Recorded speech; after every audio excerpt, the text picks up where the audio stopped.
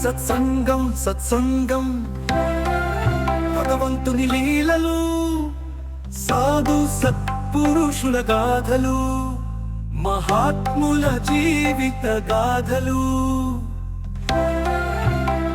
భగవంతుని తత్వం తెలుసుకునే ప్రయత్నమే సత్సంగం. ఈ సత్సంగం వినండి, వినిపించండి, వింటూనే ఉండండి. సత్సంగం, ఈ సత్సంగం.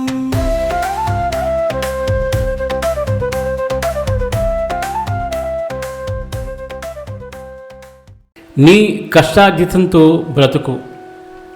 ముందుగా మోహనవాణి శ్రోతలకు, భగవద్బంధువులకు, ఆధ్యాత్మిక బంధువులకు శుభ గురువారం, శుభోదయం. అందరికీ హృదయపూర్వక ధన్యవాదాలు. ఈరోజు సత్సంగ కథల శీర్షికలో మన రచయిత శ్రీ యలవత్తి శేఖరరాజు గారు అందించిన మరొక అద్భుతమైన కథను మీకు అందించబోతున్నాను.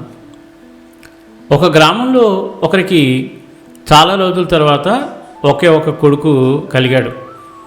ఒకే ఒక కొడుకు కావడం వల్ల అతడు చాలా గారాబంగా పెరిగాడు. వారి తల్లిదండ్రులు మాత్రం చాలా కష్టపడి పనిచేసి సంపాదించి పైసా పోగు చేసేవారు.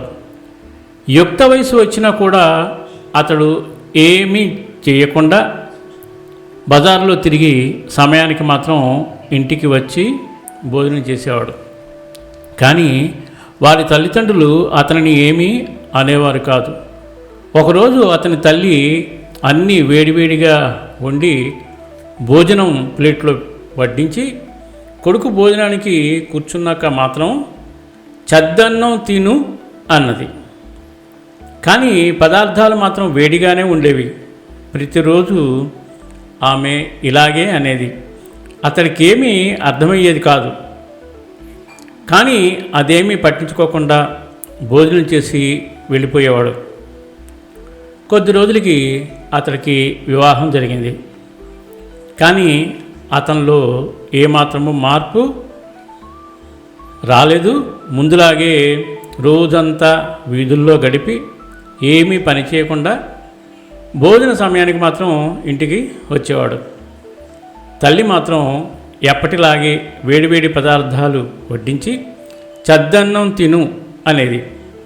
ఒకరోజు ఆమె ప్రక్క గ్రామానికి వెళ్తూ కోడలితో, అమ్మా, నీ భర్తకు మంచి పదార్థాలు వేడివేడిగా వడ్డించు, కానీ భోజనానికి కూర్చున్నాక మాత్రం చద్దన్నం తిను అని మాత్రం అను అని చెప్పి ఆమె వెళ్ళింది. భోజన సమయానికి భర్త ఇంటికి వచ్చాడు. ఆ అమ్మాయి అత్తగారు చెప్పినట్లే వేడివేడి పదార్థాలు వడ్డించి తినే ముందు మాత్రం చద్దన్నం తిను అన్నది. అతడికి కోపం వచ్చి, నిన్నటి వరకు మా అమ్మ అనేది, ఈరోజు నువ్వు కూడా అదే మాట అంటున్నావు ఎందుకు అని భార్య మీద కోపం తెచ్చుకున్నాడు. అది విని అతడి భార్య, నాకేమీ తెలియదు, అత్తగారు ఊరు వెళ్తూ భోజనం వడ్డించాక ఇలా అనమని చెప్పి వెళ్ళారు, అందుకే అన్నాను అన్నది. అతడు మరుసటి రోజు వరకు భోజనం కూడా చేయకుండా తల్లి రాగానే వేడి పదార్థాలు వడ్డించినప్పటికీ చద్దన్నం తిను అంటున్నావు ఎందుకు అని అడిగాడు. ఆమె, నాయనా, ఈరోజు మిగిలిపోయిన అన్నంను రేపటి రోజుకు చద్దన్నం అంటాం.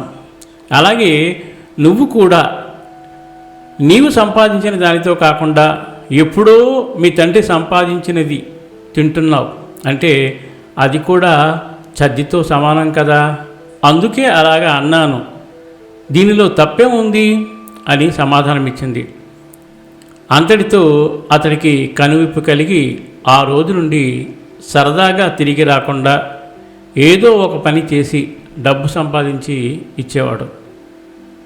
మన తాతలు తండ్రులు ఎంత సంపాదించినప్పటికీ కూర్చుని తింటే కొండలైనా కొద్ది రోజులకు కరిగిపోతాయని పెద్దలు చెప్పినట్లు వారు సంపాదించినది కాకుండా మన జీవనాధారం కొరకు ఏదో ఒకటి తన చదువుకి తగినట్లుగానో లేదంటే మనకు చేతనైన పని చేసి సంపాదించినట్లయితే అది ఉత్తమంగా ఉంటుంది.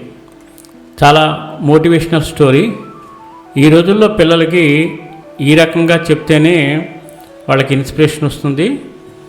చాలా అద్భుతమైన కథ. ఇంతటి మంచి కథను మనకు అందించిన మన రచయిత శ్రీ యలవర్తి శేఖరరాజు గారికి మోహనవాణి మరియు మోహనవాణి శ్రోతలు హృదయపూర్వక ధన్యవాదాలు తెలియజేస్తూ, మీరు కూడా ఇటువంటి అద్భుతమైన కథలు మీ పిల్లలకు వినిపించాలి, వాళ్ళల్లో వికాసాన్ని కలిగించాలి, ఆలోచన శక్తిని పెంపొందించాలి. కాబట్టి ప్రతి తల్లి ప్రతి తండ్రి ఇటువంటి అద్భుతమైన కథలను షేర్ చేసి వారికి వినిపిస్తారని మనస్ఫూర్తిగా కోరుకుంటూ, అంతా శుభం జరగాలని కోరుకుంటూ, సర్వేజన సుఖినో భవంతు, లోకా సమస్త సుఖినో భవంతు. ధన్యవాదాలు. స్వస్తి. అనగా అనగా అనగనగా మీ మోహనవాణిలో పొడుగు కథలు పొట్టి కథలు వినండి వినిపించండి వింటూనే ఉండండి. అనగా అనగా అనగనగా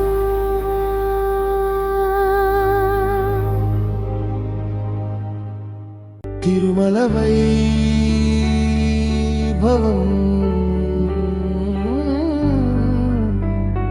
కనులారా కాంచిన వేయి నామాలు కీర్తించిన తనివి తీరనిది స్వామి దర్శనం కలియుగంలో లభించే పుణ్యం. తిరుమల వైభవం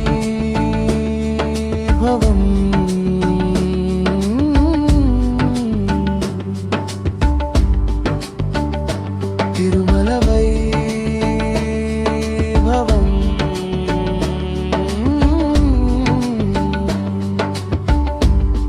వినండి వినిపించండి వింటూనే ఉండండి మీ మనసు దోచే మోహనవాణిలో. వినండి వినిపించండి వింటూనే ఉండండి మీ మనసు దోచే మోహనవాణిలో. తిరుమల వైభవం